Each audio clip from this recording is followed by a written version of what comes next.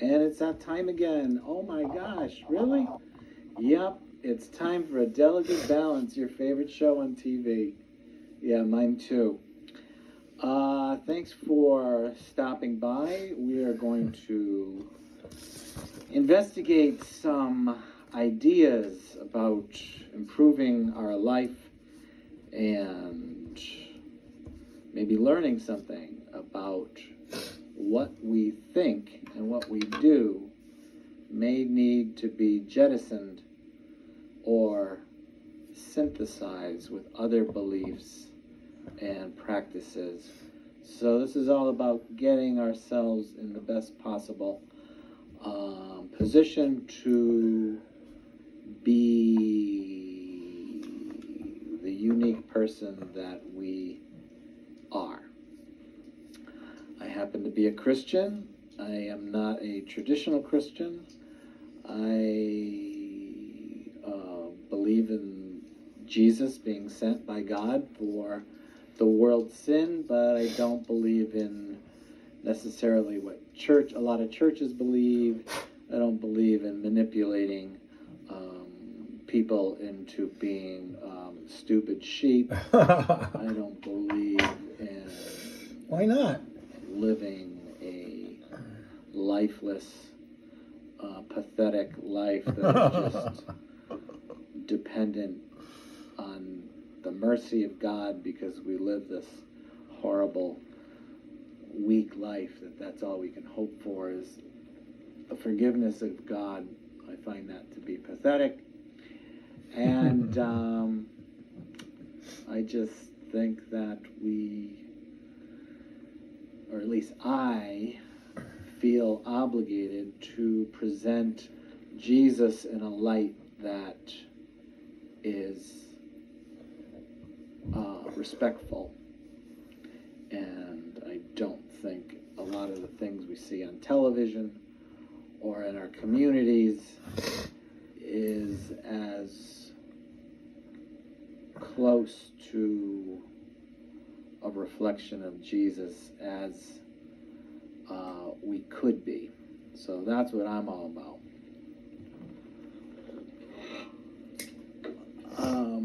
This is not a call-in show, so normally I would say if you have a different belief system, if you are a Buddhist, a Taoist, a Hindu, you're Jewish, you have no belief system, you're agnostic, you're atheist, you're pagan, whatever it might be, I'd be interested in hearing from you.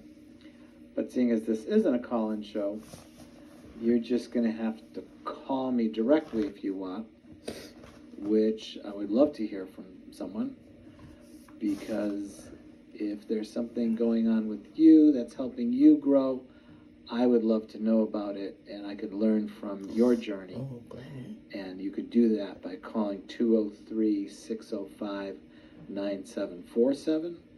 That's 203-605-9747. And please, if you don't feel like talking to me, and you just want to leave a message, I will hang up so you can call back, because probably I'll pick up. But anyhow, what can we say? I just had a great visit with some of the viewers of the show. They were gracious enough to invite me into their home, and we had a lovely time together, and it was just great to be with people who love God. Now, what can we say? I have been reading in the Bible, which I don't do a lot, and I probably should do more of it. But I was reading in Psalms, and I was reading about God being angry. And I know I was in Psalm 78. And, there's a lot of things in there about God being angry and punishing Israel and kind of making things miserable for them until they repented.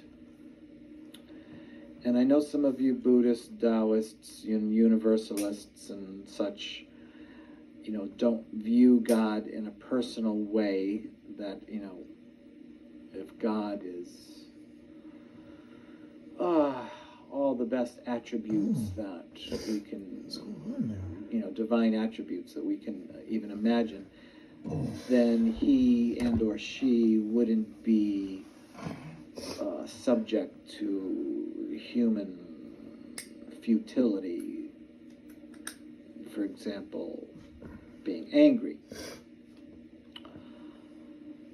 And I respect that and I understand that, because if you look at, anger, I think we often associate anger with weakness. And if you're angry, then you're perceiving things in an unbalanced way, and therefore God being perfect balance could never be angry. I get that. But I think there's also something to be said for anger. And because there's something to be said for anger, then I don't necessarily have a strong objection to perceiving God's position regarding our behavior as being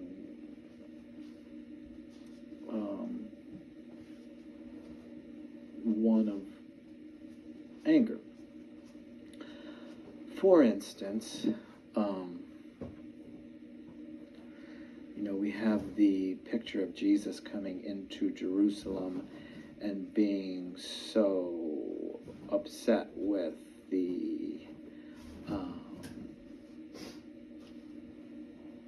money-making schemes of people in the temple selling lambs for slaughter or grain or whatever for sacrifices, and maybe charging more than they need to, and etc., just making a profit over the whole process was infuriating to Jesus. And as a result, Jesus, according to the gospel accounts, overturned tables and created a whip and forced these thieves out of the building. Now, maybe you think that's just a story and that never happened. I can respect that.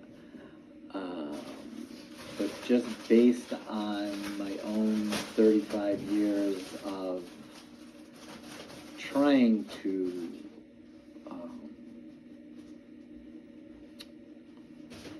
be in a receptive mode to the Spirit of God communicating things to me, I can see God being that way.